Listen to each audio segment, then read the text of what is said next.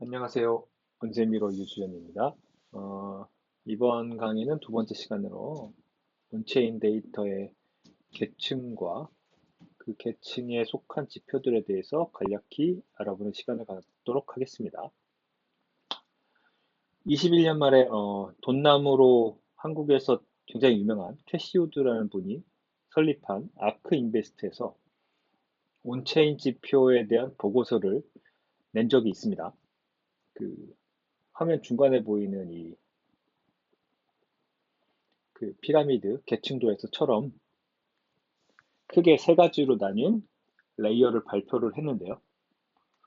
어, 이 중에서 먼저 레이어 1은 네트워크 횟수로 명명된 그런 계층인데 네트워크 자체의 그 현재 상태를 나타내는 그런 레이어가 되겠습니다. 그래서 명칭 그대로 네트워크의 상태를 알 수 있는 가장 날 것 그대로 로우 데이터로 구성되어 있다고 보시면 되겠는데요. 그래서 지표들도 해시레이트, 활성화 주소, 거래 건수 이런 것들이 포함되어 있죠. 그래서 이런 데이터를 통해서 우리는 무엇을 알 수 있느냐?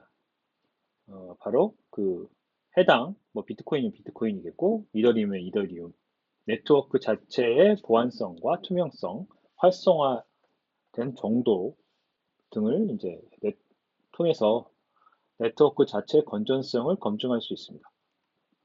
그러니까 얼마나 그 체인, 그 블록체인 네트워크에 참여한 참여자 수가 많으냐, 그거에 따라서 이제 그 블록체인의 생태계가 잘 꾸려졌는지를 우리가 알 수 있겠죠. 네, 그런 측면에서 이런 것들로 네트워크의 건전성을 검증할 수 있습니다. 이어서 이제 레이어 2는요, 바이어 앤 셀러 비헤이비어란 명칭답게 그 시장에 참여 중인 매수자와 매도자의 매매 행위를 설명해주는 계층입니다. 말 그대로 그 해당 코인을 매수하는 사람들과 매도하는 사람들이 현재 얼마나 많은 수량을 거래하고 있는지, 그리고 또 얼마나 보유하고 있는지, 그거에 대한 이제 거래에 대한 생생한 정보를 담고 있는 계층이 되겠습니다. 이 계층을 통해서 매수자가 얼마나 사들였고 또 얼마에 샀는지 알 수 있습니다. 음, 그래서 이걸 시장 가격, 시장의 현재 가격과 비교를 해보면 실시간으로 그 투자자들이 얼마나 수익을 보고 있는지 아니면 손실을 보고 있는지 이제 파악할 수가 있겠죠. 어, 반대의 경우도 마찬가지인데요.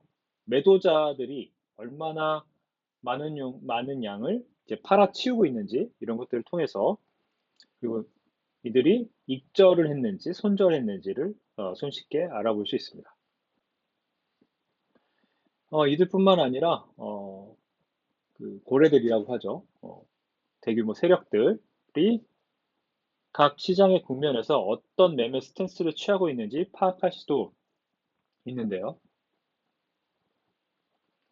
그런 것을 통해서 본인의 매매 타이밍도 손쉽게 잡을 수 있게 되겠습니다. 그리고 이런 것들을 통해서 매수 압력, 매도 압력을 알 수 있겠고, 그런 걸 통해서 하락과 상승의 강도를 가늠해 볼 수도 있을 겁니다. 마지막으로 이제 레이어 3는 Asset Valuation이라는 계층인데요. 말 그대로 투자의 인사이트를 뽑아내기 위해서 이제 가치 평가의 계층이 되겠습니다. 그 온체인 데이터로 가치 투자자라는 저의 이제 부주제에 가장 적합한 가장 적절히 이제 부합하는 계층이라고 할 수 있겠죠. 음, 주식 투자의 가치 평가를 떠올리면 쉽게 이해가 가실 겁니다. 그 가치 투자라는 것은 주식 투자에서 회사의 본질적 내재 가치를 이제 우리가 측정해서 현재 시세가 내재 가치보다 싸냐, 비싸냐, 그걸 판단하는 것을 통해서 이제 투자를 하는 것을 이제 가치 투자라고 하죠. 벤자민 그레이엄이란 분이 처음 제한한 방법인데요. 이것을 하려면 가치 투자자들은 회사의 재무 정보, 기업가의 뭐 자질, 시장 상황 이런 것들을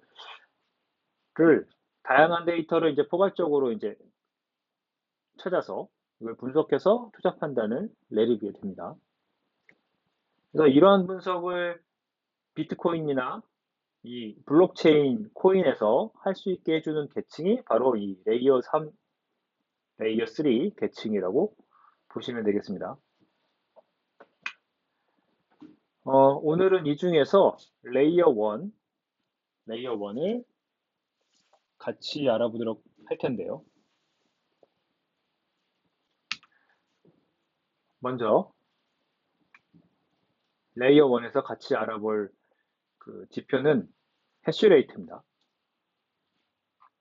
이 지표는 마이너라고 불리는 이제 코인 채굴자들 그들이 이제 해시값을 찾기 위해서 매초 수행하는 연산 횟수를 지칭하는 것인데요. 여기서 말하는 해시값이라는 것은 마이너들이 매 블록당 코인을 채굴하기 위해서 풀어야 하는 문제 대상 그 자체를 이야기하는 것입니다.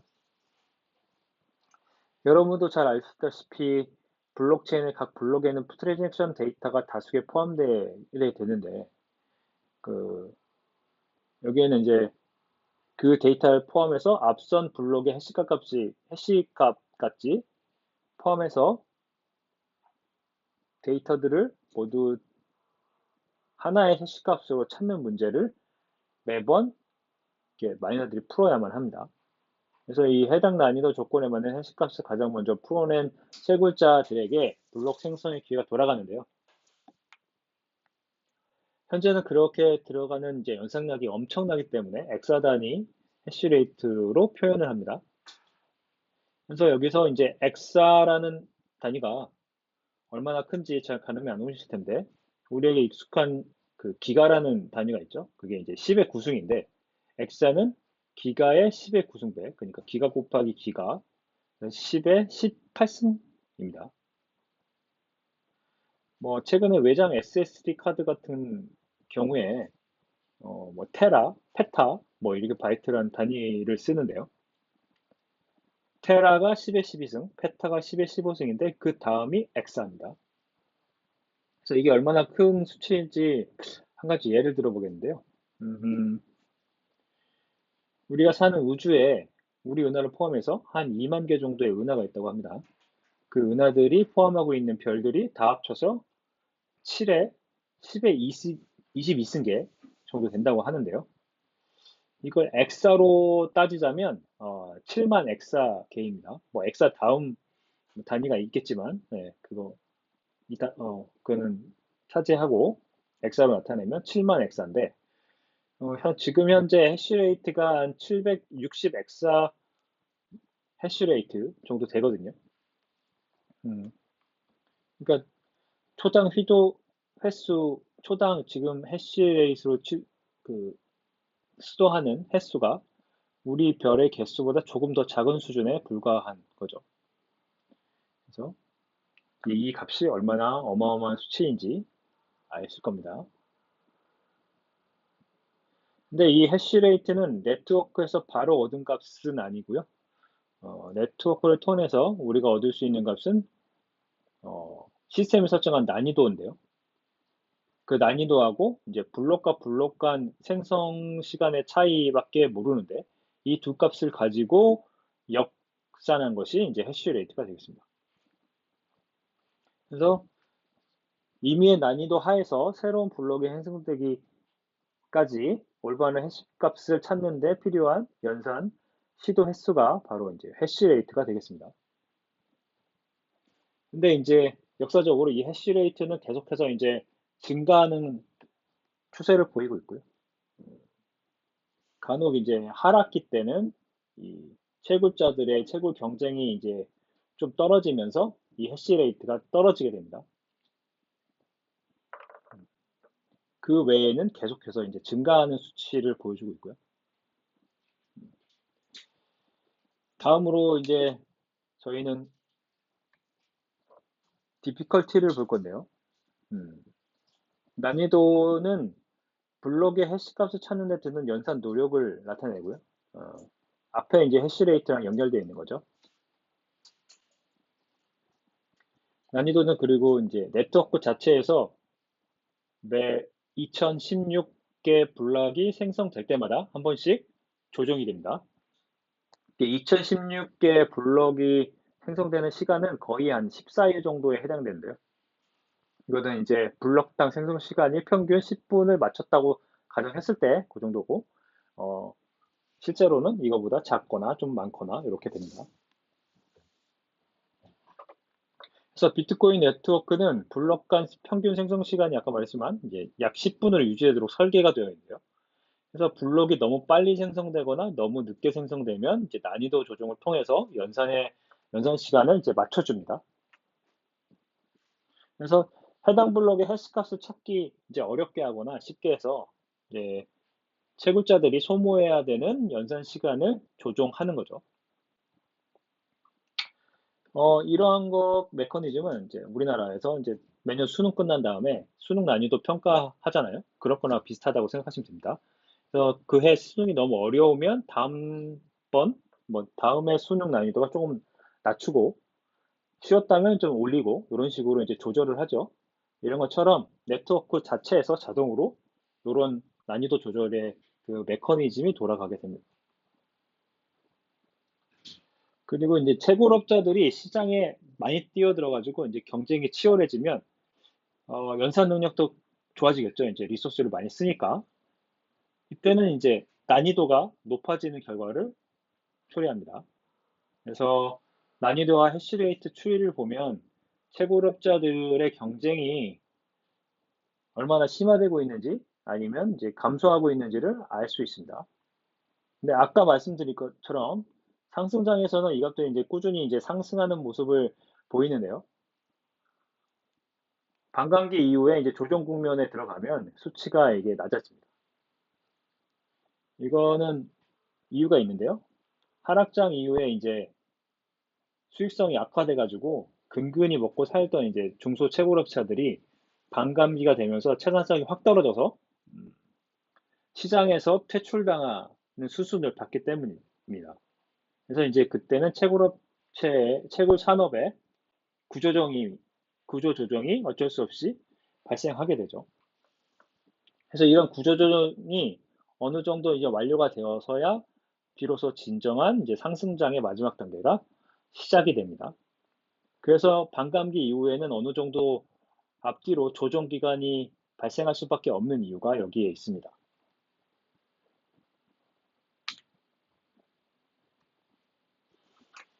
그리고 다음으로 알아볼 지표는 블록 리워드란 지표인데요. 그 말 그대로 블록 생성될 때 이제 마이너들이 얻게 되는 신규 코인을 말합니다. 현재는 블록당 3.125개 보상을 받게 돼 있죠. 이거는 올해 이제 4월 20일 날 네 번째 반감기가 있었는데요. 그로 인해서 이제 블록 보상이 반으로 줄었기 때문이죠. 이러한 반감기는 21만 블록마다 한 번씩 발생하는데요. 이걸 계산해 보면 평균적으로 4년에 가까운 기간이 됩니다. 정확히는 이제 뭐 1458일인데요. 이것도 이제 정확하게 10분씩 블록 생성이 된다라고 가정했을 때 이 정도고요. 실제로는 요거에서 좀 하루 이틀 더 많거나 뭐 적거나 이렇게 되죠. 어, 그런데 이제 4년이 1460일이니까 거의 비슷하죠. 4년이랑. 그래서 이제 차트에서 보시면 4년마다 한 번씩 보상이 반으로 뚝뚝 떨어지는 것을 보실 수 있습니다. 지금까지는 이제 이 차트는 앞서 이제 세 번째 반감기까지만 그린 차트고요. 이번에 네 번째 반감기가 발생하면서 이제 네 번째 그 보상이 줄어드는 현상이 발생을 했습니다. 근데 여기서 이제 공교로운 거는 이 반감기가 있는 해가 어쩌다 보니 미대선이 있는 해랑 겹치게 됐어요. 그래서 올해도 트럼프가 당선이 됐죠. 그래서 이 2012년, 16년, 20년, 2024년 다 이제 미 대선이 있던 해에 반감기가 이루어졌습니다. 뭐 사토시 나카모토가 처음 비트코인을 런칭할 때 미 대선을 염두에 두고 런칭을 하진 않았겠지만 2012년부터 공교롭게도 이렇게 4년마다 한 번씩 미 대선이 있는 해에 발생을 하고 있네요. 그래서 말 나온 김에 이제 여기서 이제 반감기에 대해서 좀 더 자세히 설명을 드리도록 하겠습니다. 앞서 말씀드린 대로 반감기는 21만 블록당 한 번씩 발생하는 비트코인 최대 이벤트이죠. 그래서 21만 블럭입니다. 21만 코인이 아니고 그걸 유념해 주시고요. 반감기 이후에는 당연히 블록 보상이 반으로 줄고요. 최초 블록체인의 보상은 50개였습니다. 그래서 이제 반씩 줄어서 뭐 이게 처음에 25개, 그 다음에 12.5개, 방금 직전 이제 반감기 이후부터는 이제 6.25개였는데 요번에 이제 반감기 지나면서 보상이 3.125개로 이제 줄었죠. 그래서 현재까지 채굴된 전체 비트코인 개수가 거의 2천만 개 정도 됩니다. 이제 남은 게 100만 개 정도밖에 안 되죠. 그래서 이제 비트코인을 걱정하거나 이제 우려하시는 분들이 말씀하시는 게, 야, 이제 100만 개밖에 남지 않았는데 이제 금방 다 채굴되고 끝나는 거 아니냐, 비트코인 멈출 거다 이렇게 말씀을 하시는데, 이 반감기 때문에 그 채굴되는 양이 계속 반씩 줄기 때문에 그 코인이 다 채굴되기까지는 앞으로 한 7, 80년이 더 소요될 것으로 예상됩니다. 그래서 지금 계산으로는 2136년이 되어서야 비로소 완전히 채굴이 될 거라고 생각하게 뭐 나오는데요. 그게 끝나더라도 비트코인 채굴은 멈추지 않을 겁니다. 왜냐하면 블록체인 네트워크 위에서 이제 거래를 채굴해 주는 대가로 얻는 수수료가 있어요. 이제 신규 보상 외에도 이제 수수료가 있는데, 요 수수료들이 마이너들 수익에서 차지하는 비중이 시간이 갈수록 점점 이제 높아지고 있습니다.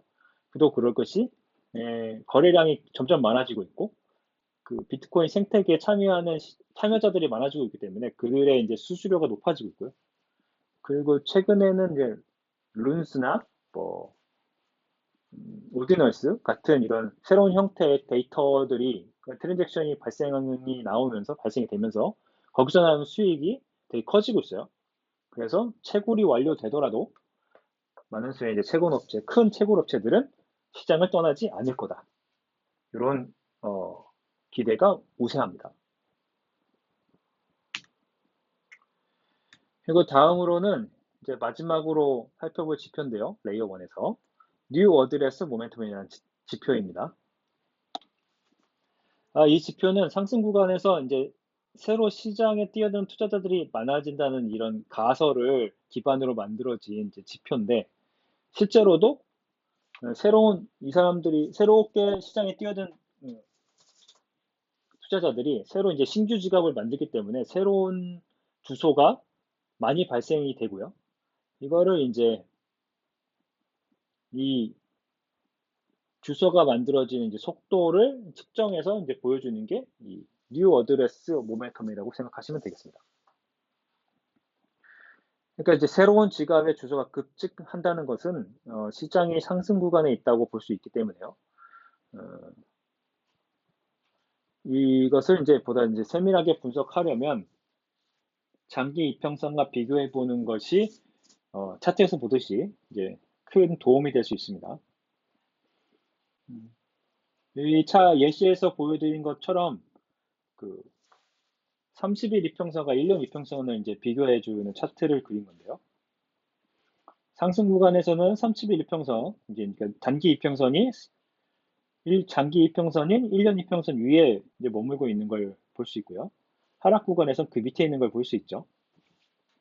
그래서 그리고 또 이제 상승 구간에서는 조정 국면일 때마다 30일 이평선이 1년 이평선에서 지지받은 모습을 볼 수 있습니다. 그래서 1년 이평선이 이제 강한 지선 역할도 맡아주고 있다고 알 수 있는 거죠. 이렇게 이제 이런 지표들, 진짜 이제 네트워크의 바닥에 있는 로우 데이터를 가지고 어느 정도 네트워크의 건전성과 상태를 알아볼 수 있고, 어, 상승장과 하락장도 어느 정도 구분할 수 있다는 걸 오늘 배웠습니다. 그래서 이번 시간은 여기서 마무리하겠고요. 다음 시간에는 레이어 2와 레이어 3의 인덱스들을 차례로 알아보는 시간을 갖도록 하겠습니다. 어, 다음 시간에 다시 뵙겠습니다. 감사합니다. 지금 제가 하고 있는 이 강의는 이전에 말씀드렸듯이 모두 제 책, 현명한 디지털 자산 투자자에 담은 내용을 기반으로 하고 있는데요. 가까운 미래에 제 책이 출판되게 되면 많은 관심 부탁드립니다. 감사합니다.